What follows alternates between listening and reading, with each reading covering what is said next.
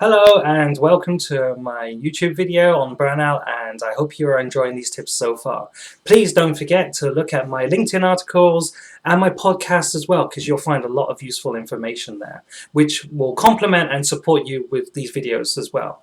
Okay, and also I strongly advise that you go and have a look at my book, The 3 M's of Burnout, because that's where I'm getting all these ideas, where I'm finding all these things from, where it's helping me think about how I address my own burnout. So the topic today is about homesickness. Now, why? Many of us these days, we could be, because of COVID-19, we have got stuck abroad. A lot of us have had to study somewhere or another for a long time. You could be stuck in a place because of the tourist cut now. With various countries coming back to the UK or going to Europe, or that you've made your career abroad. Now, one of the things that I have done is that I've spent over 10 years in China doing my stuff abroad. So I've come back to the UK now and run stuff with my business, but before I spent such a long time abroad, and believe me, when you're in a country like that, it's not like it was just around the corner and I can just, hey, I feel a bit homesick, I'll go home this weekend. It was not going to happen. And it doesn't happen because finances, responsibilities, little projects here in your social life, everything is wrapped around there. So when people say, hey, just go home, no, it's not always an option. So let's talk a bit about homesickness. Now, I've had really chronic homesickness, where I felt like my brain was going to hell and I would want to just shut down and go to sleep a lot, and I have these cravings, and all these things are because you start to miss what's familiar, you miss what's home. So what I did is I started to get more mature, started getting used to it, started to understand my own mind more, was that I worked out some ways and some things that really helped me overcome burnout via homesickness. And it's often missed, and it's a crazy thing that it's missed, because how many of us now work abroad, moving around the world to travel here, there, everywhere just for work, get some experience.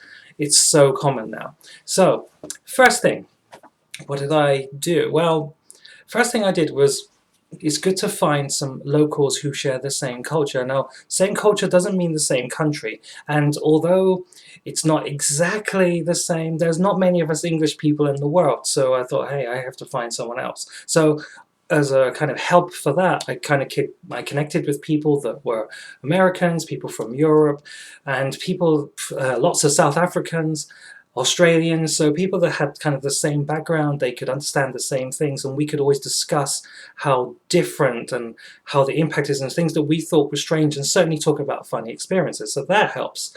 The second thing is make a good list, get online, have a good list of restaurants, bars, shops, cafes, places where you can go to either enjoy or stuff that you can buy.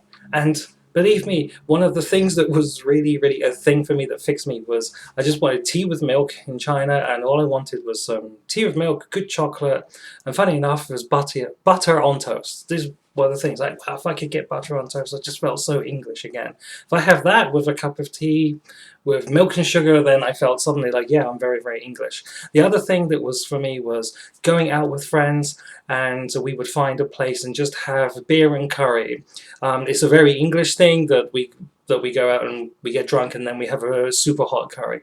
Although the curry wasn't super hot and not available like that in China, and the beer isn't quite the same, it still gave a sort of simulation that helped me overcome my homesickness. So that's that. The other thing is to schedule your calls back home, and make sure those calls are with family and with friends and also with an old colleague.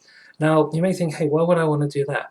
Well, it's because it keeps your connection together. One problem, like me, I spent so long abroad, is that you can be disconnected with developments and things that are going on back home. And these are things that are not necessarily topics that you would talk about with your family. Now, with a colleague or some other friends, they will talk to you about stuff which is to do with, say, law changes, the way work's changed, the way different payment methods have come in, and this will keep you up to date with what's going on, as well as your family telling you about personal stuff. So combine the two and you still kind of have a complete picture of what's really going on there. The other thing is that obviously TV shows, videos, if you can buy one of those really big drives, I did it, if you buy a really big drive, say 1 terabyte or a few terabyte, and you can buy some films, you can download them to your hard drive, or if you find a way that you can access some online streaming video service over there, then make sure you grab that so you can still have access to those shows and those TV shows, those news services, just to keep you up to date and also give you a nice taste of what's going on at home. Because like everyone, when you are back home, you're used to seeing and knowing what's going on. So you need to combine some things that will help you.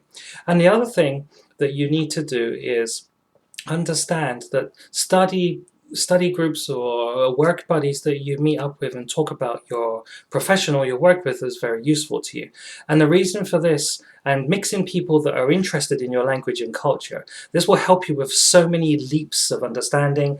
It also gives you access, and this is why you need some native friends who are interested in your culture, because when it comes to really being lost to find something, or you're looking at this thing, I have no idea what the logic is behind this, then those people that are real natives to the country can actually help you bridge the gap. And this is especially true if you're going to deal with things that are to do with legislation, paperwork, understanding what a certain term is that may be socially known, but you can't find it in a dictionary anywhere. So these are all different things that are very important to you and give you that nice little safety net of resources. The other thing that you should do is make sure that you register with groups, even if you don't even meet these people, just social networking groups, because there's always people there putting information on and you can meet them. Also make sure that you download whatever apps and know whatever sites there are that give you information about places to go, things to buy, issues that particularly concern your ethnic group. Because there are certain things that are changes just for you, or certain things and it could be as simple as certain things they put in the food that people from outside don't really think, from that country, they don't really think about it, or maybe other people in the area, they don't really think about this. And then for you and your people, you'd be like, oh my god, it's really changed the taste, or it's ruined what I was trying to do with my clothes. So this is all important stuff. And once you've combined all these things together, you get people to talk to from home that tell you about several aspects of home. You get people that you can go to these bars and go shopping with and share your experiences and feelings. And third, you will have someone who is local to the culture that can help you, say, bridge the understandings to make you feel not so alien that when you're there. And these are my tips. This is how I overcame it, and this is from my personal experience of living in China for 10 years. So it wasn't a